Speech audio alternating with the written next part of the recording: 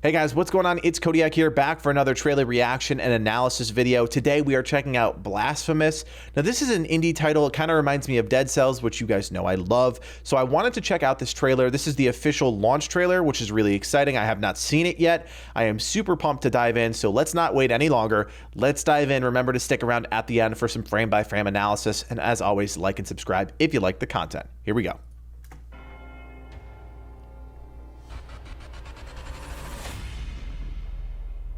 Hell of a montage right off the bat. The miracle rules over all.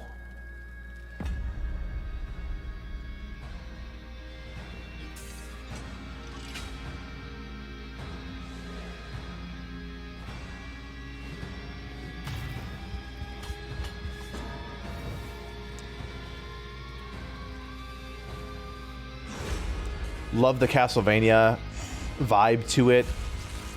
Crazy looking characters, dark and gothic.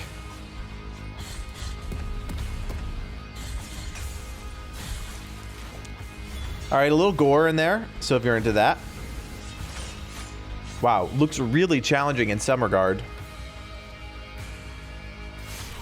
Oh, dang. Oh, dang. All right, so it's ruthless is the word I'm looking for. The animation, though, my God, is stunning.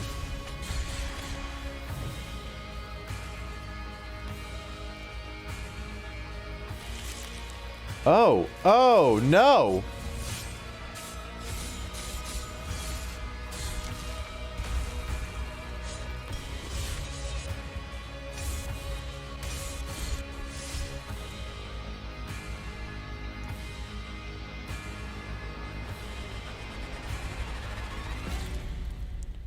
Wow. All right. So it's a dark game. It's available right now for the Xbox One, Steam, Nintendo Switch, PS4. That's really exciting. There's a little clip. I can see it around my waveforms. Let's see what this is. Okay, just a Team 17 logo. That's fine.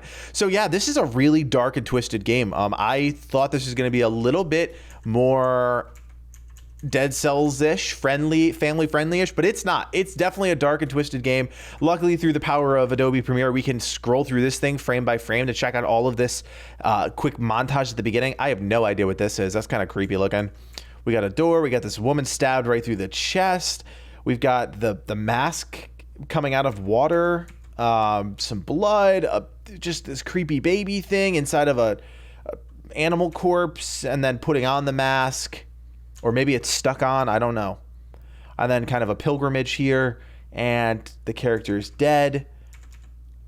And now it's a lot. It's just so much. The gothic vibe is there. The Castlevania inspiration is very clearly there. And then we get right into kind of the gameplay of it. The miracle rules overall. This made no sense to me at all. So this is clearly a lore or story component to it. But then we get right into it with the kind of character running montage. The animation is cool. The character looks like he has some weight to him. For such a small character, he actually looks like he has some oomph to him. And then we kind of get into the puzzle elements right off the bat. You know, climbing down ladders, just showcasing all of the custom animations that they've done.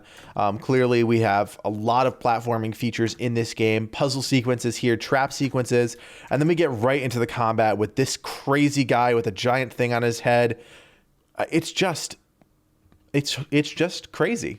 That's the only word I can use. You have this massive character in the background and a pile of bodies he jumps over. Clearly, some sort of boss. Again, hard to tell where they get the inspiration for these characters from, these bad guys. We've got a naked statue man here with a lion head on. We've got a flying thing there.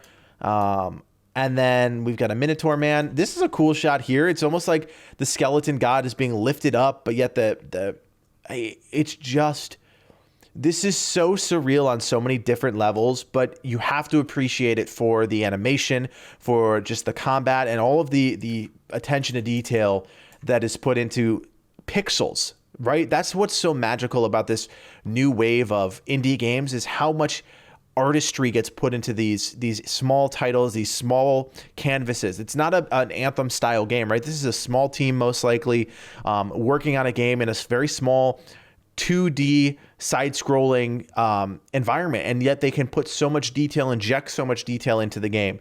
This shot here is where I first realized, holy moly, this is going to be a challenging game.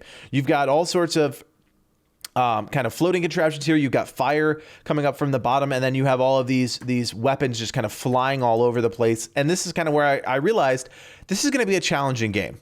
So if you're into challenging games, this is definitely one for you. Hopefully they have some sort of difficulty settings for some players that are a little bit more casual. But yeah, and then this is where it just gets really bizarre and very gory, very quick. Dismemberment there, stabbing people here, crushing him. But again, it's hard to know without any context if any of these, like, clearly we're the main character. Hopefully we're a good guy and we're killing all the bad guys, right? That's the kind of basic concept of games. This one really got me. Hit him at the knee, stab him through the face. My God. And then flip him over. And then you have kind of this thing here, which is really interesting. The character interacts with the enemy's weapon. You can see on the left side, the enemy is holding the wheel. But in this animation sequence here, your character has the wheel. So it's hard to tell what sort of interaction the player will have in combat. I thought it was just going to be kind of him with his sword, but clearly there's a lot more to it than that. This character caught my attention just for how ugly he is. Very much reminiscent of like the 90s Kirby enemies, the Star Fox enemies, the Castlevania enemies, the floating head with the hand. So definitely had a little streak of a nostalgia there when I saw that. And then it's clearly, again, just setting up. This is just crazy. This baby being held by some shadowy figure, bleeding from the eyes and pulling your character apart, right? You just literally got pulled apart by a baby or some sort of demon baby. I don't know. And then, you know, showcasing some more abilities. There's a throwing ability. There's an uppercut ability there. Smashing through a wall there. Flaming sword. There's a down smash ability. And that's pretty much it. Just a showcase of enemies. And we can step through that really quick just so we can see all these cool looking enemies. So we've got, let's see, starting at the down smash, we got a cool character up top there. Then we've got this kind of Spider-Man-y, creepy character, naked character. Why is everybody naked in this game? Up there in the top. And then we've got, again, this guy with the giant stone helmet on. And then we've got the characters with the wheels and like a floating banshee character. That's that same character from the first sequence we looked at. Clearly has some sort of flamethrower ability. Some kind of ghosty things. Hard to tell what this is. All we can see is the explosion. And then floating angel demon things. And then this guy. It's just, I mean, hats off to this team for their creativeness, their inventiveness, their artistry. Looks like we're getting a shot behind the mask. I don't know if that's the actual main character's face or what that is, but there's a flash frame there. And then boom, Blasphemous, the game that we just talked about for the last 5-10 minutes, however long it's been. It's a cool looking game. It's available right now on all platforms. If you like indie games, if you like challenges, this is one that you should keep an eye on. Maybe pick it up when it's on sale. Who knows? If you played it, let us know in the comment section below. Let us know if this game is worth our time. That is the point of these videos, to let people know in the community if these games are really worth checking out, especially if you've played them. So let us know in the comment section below. Remember to like and subscribe to the channel if you want more videos like this in your feed. And remember, guys, my name is Codiak, and from everyone here at the Game Gurus, thanks for watching and play on.